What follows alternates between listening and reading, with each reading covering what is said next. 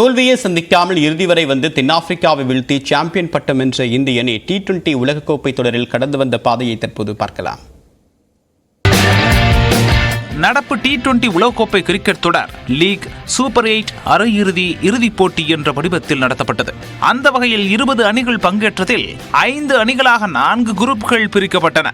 இதில் இந்திய அணி இடம்பெற்றிருந்த ஏ பிரிவில் பாகிஸ்தான், அமெரிக்கா, கனடா, அயர்லாந்து ஆகிய அணிகள் இடம்பெற்றிருந்தன. அயர்லாந்து அணிக்கு எதிரான முதல் லீக் போட்டியில் 8 விக்கெட் வித்தியாசத்தில் இந்திய அணி அசத்தல் வெற்றியை பதிவு செய்தது. 96 ரன்களுக்குள் அயர்லாந்தை சுருட்டி அசால்ட்டாக ரோஹித்தின் அரை சதத்தில் 12.2 ஓவரிலேயே இலக்கை எட்டியது இந்தியா. பெரிதும் எதிர்பார்க்கப்பட்ட பாகிஸ்தான் அணிக்கு எதிரான இரண்டாவது லீக் போட்டியில் 6 ரன் வித்தியாசத்தில் திரில் வெற்றி பெற்று பாகிஸ்தானை வீட்டுக்கு அனுப்பியது. பும்ரா வீழ்த்திய 3 விக்கெட்டுகள் அணியின் வெற்றிக்கு முக்கிய காரணமாக அமைந்தது. அமெரிக்காவிற்கு எதிரான மூன்றாவது போட்டியில் 7 விக்கெட் வித்தியாசத்தில் எளிதில் வெற்றியை வசப்படுத்தி ஹாட்ரிக் வெற்றியை ருசித்தது இந்திய அணி. கனடாவிற்கு எதிரான போட்டி மழையால் கைவிடப்பட்ட 3 வெற்றிகளோடு லீக் சுற்று புள்ளி பட்டியலில் முதலிடம் பிடித்து சூப்பர் 8 சுற்றுக்கு முன்னேறியது இந்தியா. சூப்பர் 8 சுற்றும் லீக் சுற்றை போலவே 8 அணிகளும் 2 குழுவாக பிரிக்கப்பட்டு போட்டிகள் நடத்தப்பட்டன.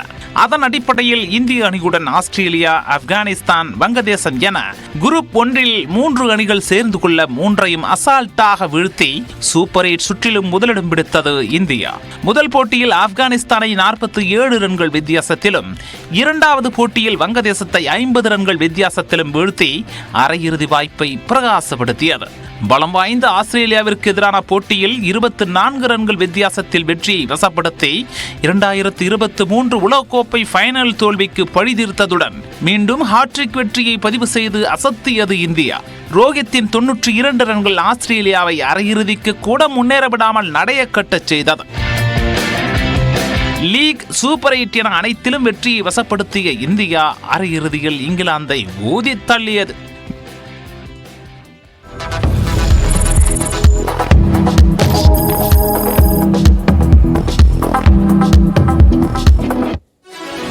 T20 உலகக்கோப்பை தொடர்பான சிறப்பு தொகுப்புகளை அரை மணி நேரமாக பார்த்தோம். இனி அடுத்ததாக சென்னை தொடங்கி குமரி வரை நடந்த முக்கிய செய்திகளை வழங்குகிறது இந்த 8 திக்கும் என்பது.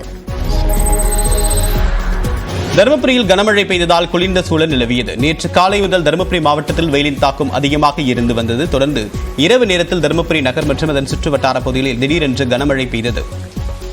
இதேபோன்று செட்டிக்கரை, சோழக்கொட்டாய், செம்மாண்டஹள்ளி, ஒடசல்பட்டி, கடத்தூர் உள்ளிட்ட பகுதிகளிலும் மிதமான மழை பெய்தது. இந்த மழையால் விவசாயிகளும் பொதுமக்களும் மகிழ்ச்சி அடைந்தனர்.